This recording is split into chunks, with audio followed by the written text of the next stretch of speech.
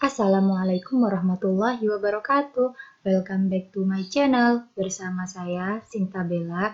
Nah, di video kali ini kita akan mempelajari materi sejarah peradaban Islam, yaitu tentang historisasi Islam Nusantara. Islam Nusantara atau model Islam Indonesia adalah suatu wujud empiris Islam yang dikembangkan di Nusantara setidaknya sejak abad ke-16. Sebagai hasil interaksi, kontekstualisasi, indigenisasi, interpretasi, dan vernakularisasi terhadap ajaran dan nilai-nilai Islam yang universal, yang sesuai dengan realitas sosiokultural Indonesia. Istilah ini secara perdana resmi diperkenalkan dan digalakkan oleh organisasi Islam Nahdlatul Ulama pada tahun 2015 sebagai bentuk penafsiran alternatif masyarakat Islam global yang selama ini selalu didominasi perspektif Arab dan Timur Tengah, misalnya Wahabisme dari Saudi.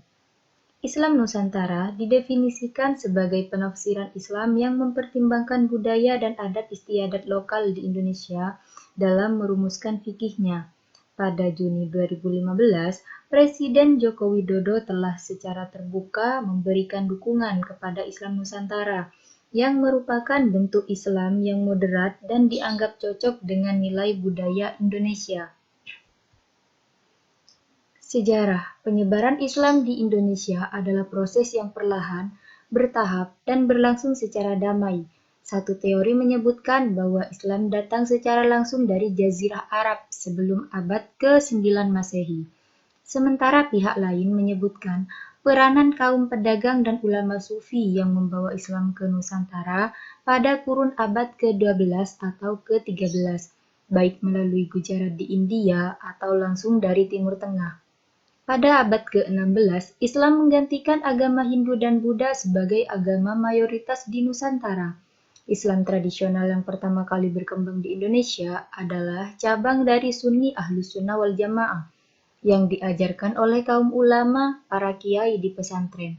Model penyebaran Islam seperti ini terutama ditemukan di Jawa. Beberapa aspek dari Islam tradisional telah memasukkan berbagai budaya dan adat istiadat setempat.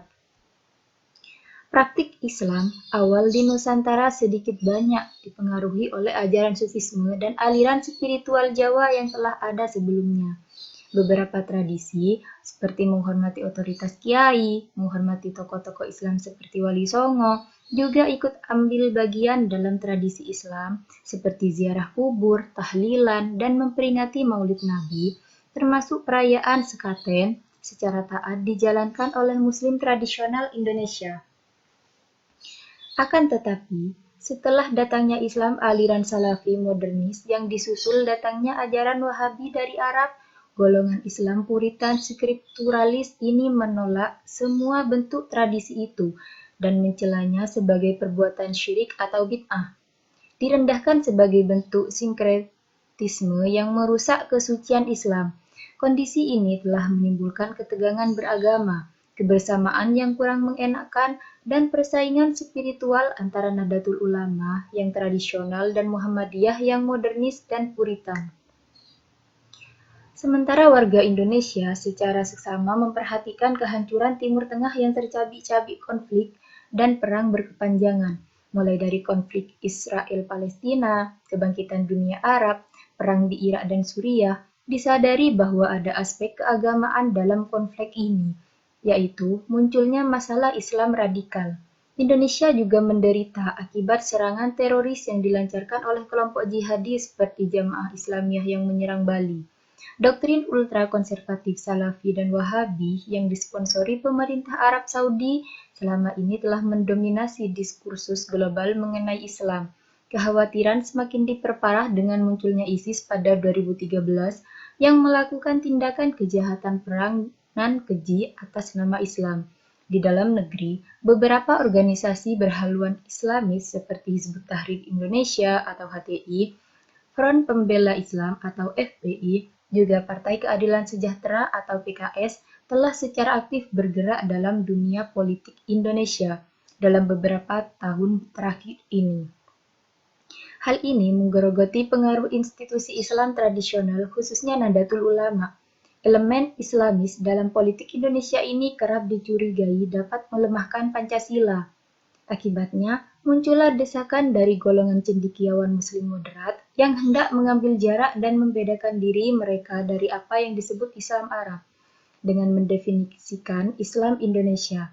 Dibandingkan dengan Muslim Timur Tengah, Muslim di Indonesia menikmati perdamaian dan keselarasan selama beberapa dekade. Dipercaya hal ini berkat pemahaman Islam di Indonesia yang bersifat moderat, inklusif, dan toleran.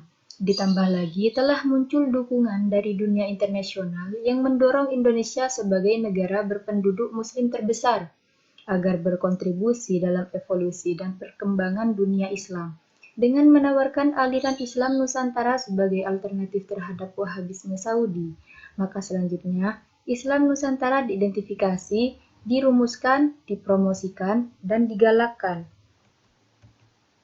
Selanjutnya, karakteristik Islam Nusantara.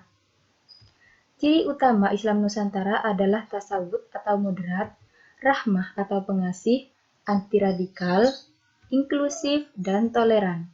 Dalam hubungannya dengan budaya lokal, Islam Nusantara menggunakan pendekatan budaya yang simpatik dalam menjalankan syiar Islam. Ia tidak menghancurkan, merusak, atau membasmi budaya asli, tetapi sebaliknya, yaitu merangkul, menghormati, memelihara, serta melestarikan budaya lokal. Salah satu ciri utama dari Islam Nusantara adalah mempertimbangkan unsur budaya Indonesia dalam merumuskan fikih. Islam Nusantara dikembangkan secara lokal melalui institusi pendidikan tradisional pesantren. Pendidikan ini dibangun berdasarkan sopan santun dan tata krama ketimuran, yakni menekankan penghormatan kepada kiai dan ulama sebagai guru agama. Para santri memerlukan bimbingan dari guru agama mereka agar tidak tersesat sehingga mengembangkan paham yang salah atau radikal. Salah satu aspek khas adalah penekanan pada prinsip rahmatan lil alamin atau rahmat bagi semesta alam sebagai nilai universal Islam yang memajukan perdamaian, toleransi, saling hormat-menghormati, serta pandangan yang berbineka dalam hubungannya dengan sesama umat Islam, ataupun hubungan antar agama dengan pemeluk agama lain. Nah, cukup sekian pembelajaran kali ini. Semoga bermanfaat. Wassalamualaikum warahmatullahi wabarakatuh.